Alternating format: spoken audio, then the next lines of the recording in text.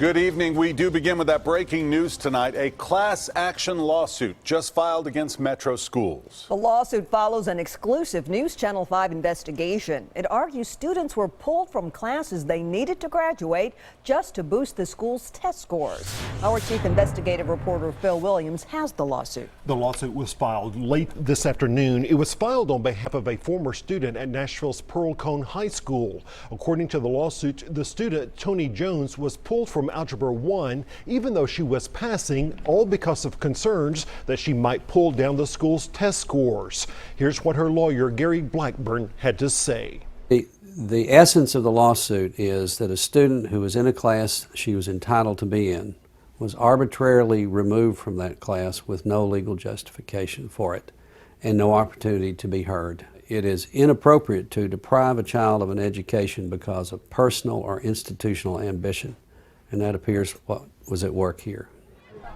Now, the school where this happened, Pearl Cone High School in North Nashville, is one of the struggling high schools recently highlighted in our News Channel 5 investigation.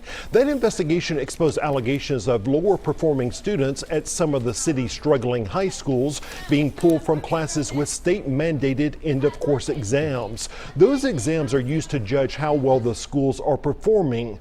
Blackburn is asking that his lawsuit be given status as a class action lawsuit on behalf of other students who had the same experience. These children all have the same claim. They have focused on people who did not necessarily have the sophistication to do anything about it. I want to give them a voice.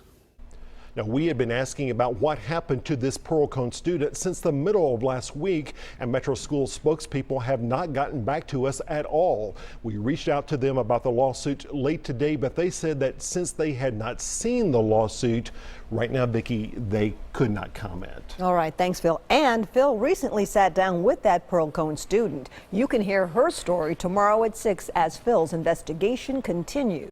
What would you want the school system to know about what they did to you?